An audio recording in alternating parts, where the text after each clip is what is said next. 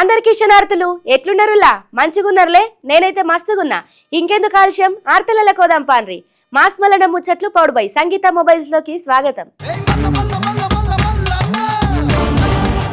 100 రోజులల్లా మంచి మంచి హామీలు చెప్పుకొచ్చిండ్రు గాని గవిటి నెరవేర్చిరా ముందుగాల గది చెప్పుండ్రి ఇక మరి ఇగ్రంగల్లిత్తు పగిలిపోయి వస్తున్నట్టు బాలే ఉన్నదే ముర్రగ్గి కాంగ్రెస్ వాళ్ళ ముచ్చట చేసేది ఒక మాట చెప్పేది ఒక మాట గింత ఆగముంటదా ఒక్కటంటే ఒక్క హామీ కూడా నెరవేర్చకపోతిరి ఇక రేవంత్ రెడ్డి అబద్ధాలకు బ్రాండ్ అంబాసిడర్ అనుకుంటే ఇక మంత్రి ఉత్తమ్ కుమార్ రెడ్డి అంతకు మించి తేలిండు కదా ఏమన్నంటే గాలి మోటార్ లెక్కాల గాలి గాలి తిరగాల గింతకు మించిలతో అయిందేముంది ఇల్లు చేసిందేముంది అని చెప్పి మస్తుగా గరమైండుల్లా కాంగ్రెస్ పార్టీ మీద మాజీ మంత్రి హరీష్ రావు మరి ప్రతిపక్షంలో ఉన్నాడాయే ఈయన తరుసుకోకపోతే నడుతుందా చెప్పుర్రి సందు దొరికితే చాలు సరుసుకునుడే ఉంటది ఇక మనం కూడా ఇందాం పాన్రి ఇక మల్లోత్యాప బాగా గరమైండు పోన్రి కాంగ్రెస్ మీద మాజీ మంత్రి హరీష్ రావు 6 గ్యారెంటీలు రాష్ట్ర సర్కారు మర్చిపోయింది అన్నాడు ఇక నిన్నటి కేబినెట్ మీటింగ్ ముచ్చటైతే మొత్తం ఆగమైపోయింది మొత్తం నిరాశ వర్షిండ్రు కాంగ్రెస్ పార్టీ తన ఎలక్షన్ మేనిఫెస్టోలో అనేక హామీలు ఇచ్చింది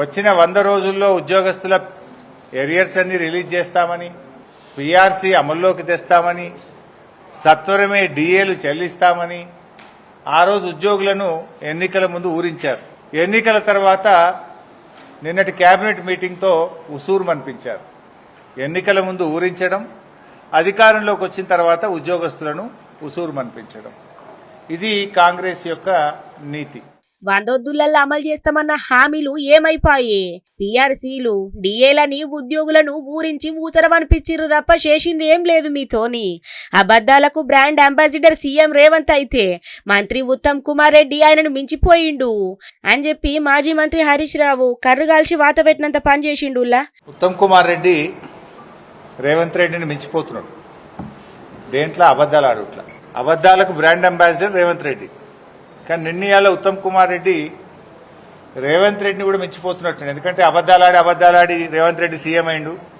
నేనే ఆయన కంటే తక్కువ అబద్ధాలు ఆడినా అందుకే సీఎం కాలేదు అనుకుంటుండో ఏందో నేను రేవంత్ రెడ్డిని మించిన అబద్ధాలు ఆడతా అనుకుంటుండే ఈ మధ్యలో ఉత్తమ్ కుమార్ రెడ్డి ఆ గోబల్స్ అంటే ఆయన బతుకుంటే ఉరి పెట్టుకుంటుండే ఉత్తమ్ కుమార్ రెడ్డి అబద్ధాలు చూస్తే అబ్బా వీడియో కూడా నన్ను మించిపోయింది అనుకుంటుండే అట్లా తయారైపోయింది ఉత్తమ్ కుమార్ రెడ్డి ఉత్తమ్ అబద్ధాలు గోబ్లెస్ ని మించిపోయినాయి ఇక ఉత్తమ్ కుమార్ రెడ్డి ఏది మాట్లాడినా అబద్ధమే గాలి మోటార్ల మీద ఇరుక్కుంటా గాలి మాటలు మాట్లాడతానని చెప్పి మొత్తానికైతే గీ తీర్ఘగరమైండు చూడుండ్రి ఇవాళ కూడా మాట్లాడుతూ రాయలసీమ లిఫ్ట్ ఇరిగేషన్ గురించి మాట్లాడుతున్నాడు రాయలసీమ లిఫ్ట్ ఇరిగేషన్ పనులను గ్రీన్ ట్రిబ్యునల్ ద్వారా స్టే తెచ్చి పనులు ఆపిందే బీఆర్ఎస్ ప్రభుత్వము రాయలసీమ ఎత్తిపోతల పథకాన్ని అపెక్స్ కమిటీ ఎజెండాలో పెట్టాలని అపెక్స్ కౌన్సిల్లో ఆ ఎజెండాలో పెట్టించి కేసీఆర్ గారు స్వయంగా రాయలసీమ ఎత్తిపోతల పథకం అక్రమ ప్రాజెక్టు దీన్ని నిలిపివేయాలని అపెక్స్ కౌన్సిల్లో గొంతెత్తి ప్రశ్నించిందే కేసీఆర్ ఇక మరి ప్రతిపక్షంలో ఉన్నప్పుడు గీన్ తనకపోతే ఎట్లా నడుతుంది అల్లా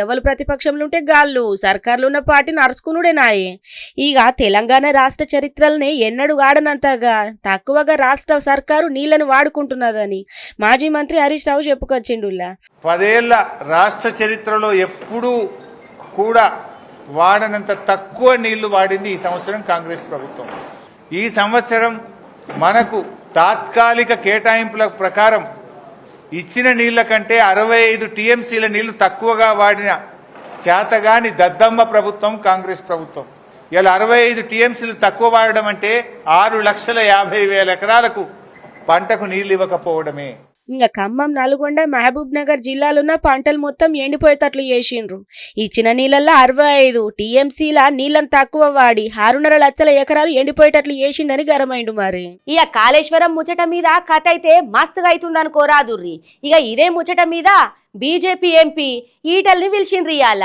కమిషన్ ఇషారించింది ఇక మొత్తానికైతే ఇక గిన్ల నా పాత్ర ఏం బాగలేదు అంత కేసీఆర్కే ఎరక ఇటు హరీష్ రావుకే ఎరక అని చెప్పి మొత్తానికైతే చెప్పుకొచ్చిండు ఇక మరి మొత్తం షిట్టా బయట తీయాల కాంగ్రెస్ సర్కారు ఎట్లెట్లయింది ఏమేమైంది జనాలకు సుత బాగా ఎరక అని చెప్పి మొత్తానికైతే విచారణ జరిగినాకట చెప్పుకొచ్చిండులా.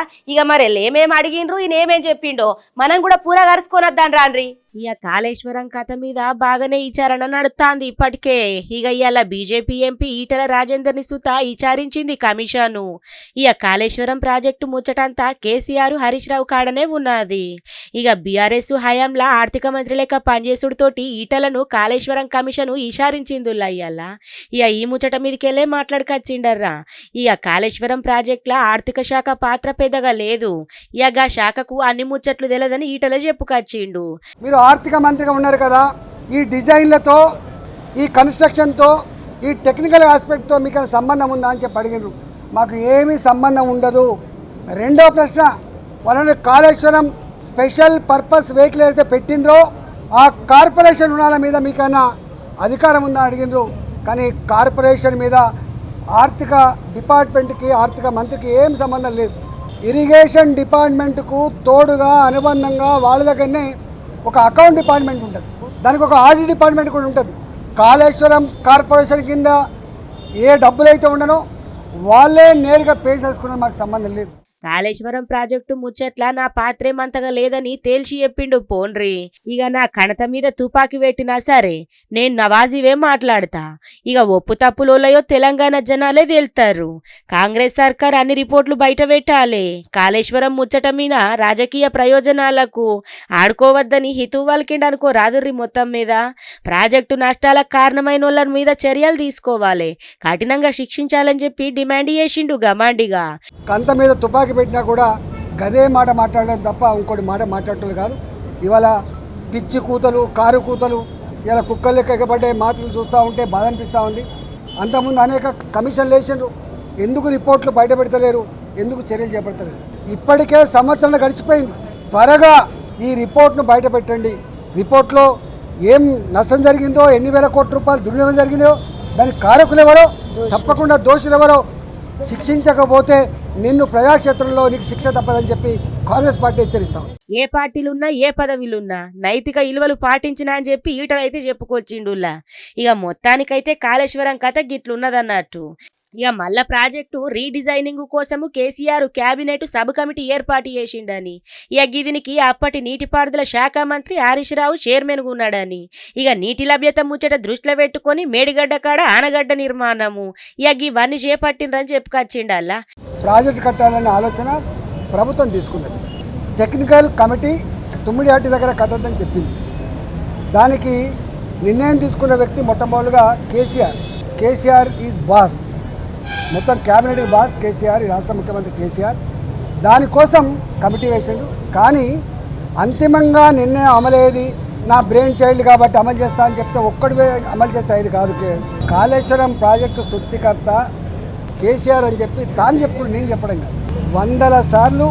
వందల సార్లు మీటింగ్లలో, ప్రెస్ మీట్లలో నా మెదడు కరిగించుకొని ఇంత కష్టపడి అనేక రకాల సర్వేలు చేసిన అని చెప్పి ఆయన చెప్తున్నాడు. ఆనకట్ట నిర్మాణము సాంకేతిక నిపుణులకు సంబంధించిన ముచ్చటని, ఈ నిర్మాణం మీద రాజకీయ నాయకులకు ఏం తెలదని 63,000 కోట్లతోటి తొల్త కాళేశ్వరం ప్రాజెక్టుకు ప్రతిపాదన చేసిండ్రని, అటెనక షిక్కి మస్తు కారణాలతోటి ప్రాజెక్టు వ్యయము 82,000 కోట్లకు పెరిగిందని చెప్పుకొచ్చిండు. మొత్తానికైతే ఇక మొత్తం మీద అయితే దీని మీద ఆర్థిక శాఖకు ఎసొంటి సంబంధం లేదు, గిది పూర్తిగా ఇరిగేషన్ శాఖ సంబంధం అని ఈటల చెప్పుకొచ్చిండు పోన్రి.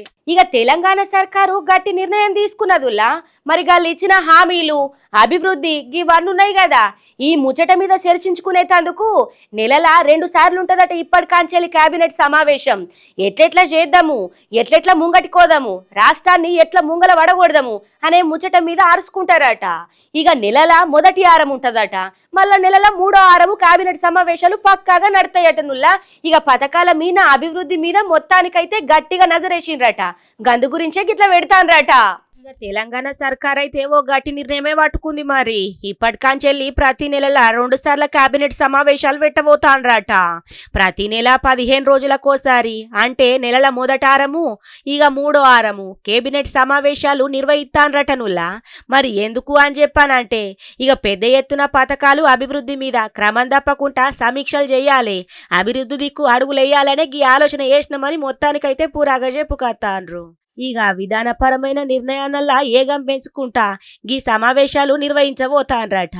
ఇక గిటి దిక్కు ఏర్పాట్లు చేయాలని అధికారులను సీఎం రేవంత్ రెడ్డి సార్ కూడా చెప్పుకొచ్చిండట. మరి ఇక రేవంత్ సర్కార్లో ఇప్పటిదాకా 17 సార్ల కేబినెట్ భేటీలు జరిగినాయి.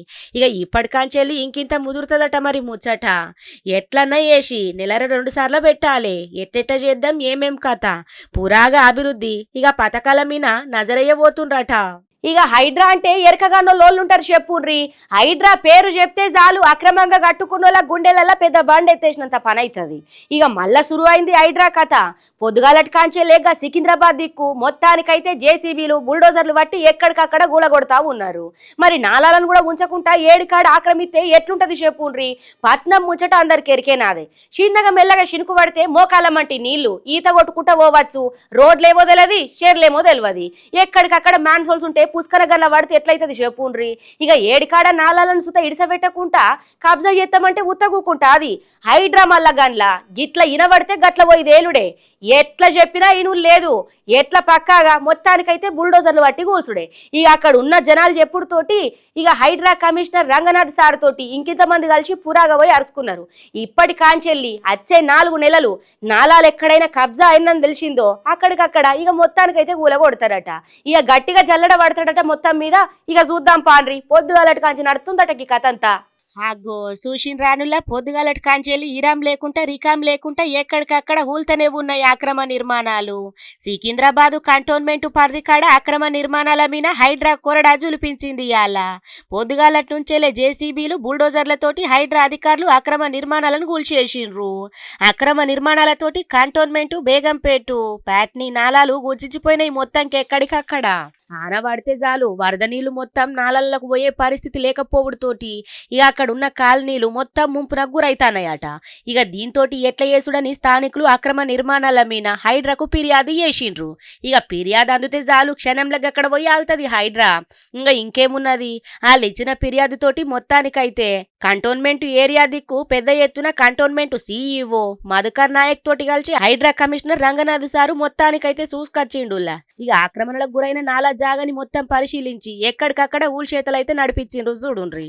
ఇక పట్నం ముచ్చట అందరికి ఎరికేనాయే. ఆనబడితే చాలు మొత్తం ఎక్కడికక్కడ మోకాలమంటి నీళ్ళొస్తాయి. గిసొంటి జాగల కూడా ఇంకా ఆక్రమణలు కట్టుకుంటా ఆగమాగం చేస్తా అంటే ఎట్లుకుంటారు చెప్పుండ్రి. కబ్జాతోటి 15 నుంచి 18 అడుగుల దాకా మొత్తం పరిమితం అయిందట.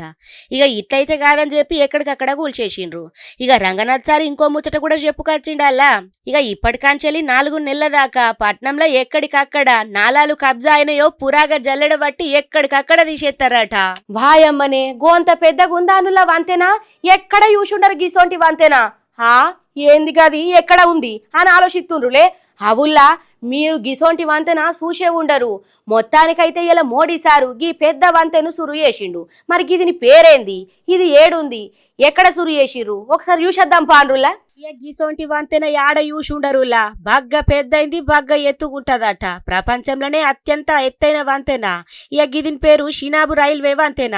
మొత్తానికైతే జనాలకు అందుబాటులోకి వచ్చింది. ప్రధానమంత్రి నరేంద్ర మోడీ సారు గీ వంతెనను సురు చేసిండు. चिनाब ब्रिज दुनिया का सबसे ऊंचा रेलवे आर्च ब्रिज है. लोग पेरिस में एफिल टावर देखने के लिए जाते हैं और ये ब्रिज एफिल टावर से भी बहुत ऊंचा है. अब लोग चिनाब ब्रिज के जरिए कश्मीर देखने तो जाएंगे ही, ये ब्रिज भी अपने आप में एक आकर्षक टूरिस्ट डेस्टिनेशन बनेगा. ఇక దేశంలోనే మొట్టమొదటిసారిగా తీగలతోటి అనుసంధానించిన అంజీ రైల్వే వంతెనను సురు చేసిండులా. గీదొక్కటేనా ఇక కట్రా నుంచి శ్రీనగర్ దిక్కుపోయే వందే భారత్ రైళ్లను సుతా సురు చేసిండు. అయితే గివిటి సేవలు రేపటి నుంచి జనాలకు అందుబాటులోకి వస్తాయటనల్లా.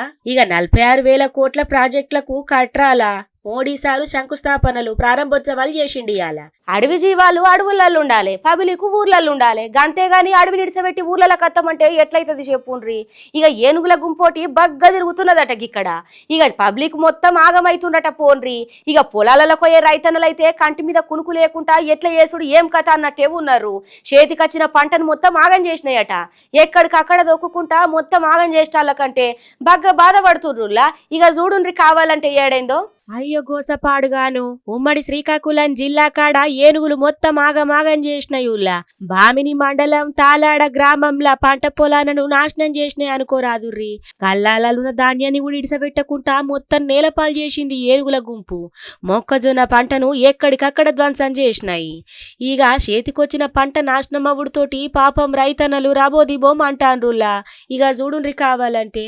3 ఎకరాలు జొన్న వేసానన్నా. 3 ఎకరాల జొన్నకి 80,000 రూపాయలు ఖర్చు పెట్టాను. ఈ కౌలుకి చేశాను మదేనా. ఇప్పుడు ఈ పంట మొత్తం ఏనుగులు తినేస్తే మేము ఎలా బతుకుతాం? మా పిల్లలతో ఈ మందు తాగి చచ్చిపోవాలి తప్ప మాకు ఇంకేదే దారి లేదన్నా. మీ ప్రభుత్వం వారు పట్టించుకోకపోతే మా రైతులందరికీ ఇదే ఈ మందు బుడ్డే మాకు దారి, మరి ఇంకేదే దారి కనిపించట్లేదు. ఏమిటికొచ్చినాయో ఏమో గాని గింత ఆగం చేసినాయి కదా నుల్లా.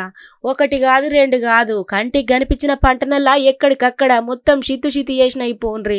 ఇక ఏనుగుల గుంపు ఊరు చుట్టూరుగా తిరుగుడుతోటి ఊరోళ్ళు బాగా భయపడతాండ్రట. పొలానికి పోవాలంటే భయం, పొలం కాంచెల్లి రావాలంటే భయం. ఏనుగుల ఎప్పుడు దాడి ఎత్తాయి అని చెప్పి జంకిపోతాండ్రు. ఇప్పుడే కాదు, ఇప్పుడు 4-5 సంవత్సరాలు అయింది. మంచి వ్యవసాయం చేసే టైంకి వెళ్ళిపోయి మరి ఏటు ముంచుకుంటున్నాయి, కళ్ళు మనిగిపోతున్నాయి. యాకమున్నా మట్టేసి తినేసి అన్ని పంటల ధ్వంసం మరి ఏమి లేదు సార్. అలాంటి ప్రమాదము అలాంటి ఎప్పుడు జరగలేదు నాకు హయాంలో. మేము ఇంచుమించు 4-5 సంవత్సరాలు అయింది పంటలు పాడవు సంగసాడి. మనుషులు కూడా భయమానాలమే వెళ్ళలేకపోతాము. ఏ సరుకులు కూడా నీరు ఇంజిన్ ఏది ఉంచలేము, పాడు చేసేస్తున్నాయి. 10 లక్షలు అవుతుంది ఇప్పుడు ఇంచుమించు నష్టము. ఏనుగుల ముచ్చట గురించి అటవీ శాఖ అధికారులకు చెప్పిండ్రట నుల్లా. ఇక జల్దీ నెగ్గి ఏనుగుల గుంపును అడవులకు ధర్మేయాలని చెప్పి కోల్తాండ్రు. మరి లేకపోతే ఏం చేస్తారు చెప్పుండ్రి. ఏనుగు అంత ఉంటారా మనుషులు? కొడదామని పోయినామన్నా మస్తు భయపడతారు. అసుంట బొమ్మని అడలిచ్చినా కూడా అవే మీదికి వస్తాయి. చేతికొచ్చిన పంట మొత్తం ఆగమవుడుతోటి ఏం చేయాలనో దోషక రైతన్నలు కన్నీరు మున్ని రైతుండ్రు పాపం. ఇక ఇవన్నట్టులా ఇయాల్టి మాస్ బల్లడ ముచ్చట్లు పౌడ్ బై సంగీత మొబైల్స్. చూస్తూనే ఉండుర్రి. మళ్ళీ రేపు ఇయాల్టి దాకా ఇంకిన్ని మంచి మంచి ఆర్తలతోటి మళ్ళీ రేపు కలుద్దాం. ఇగుంటా.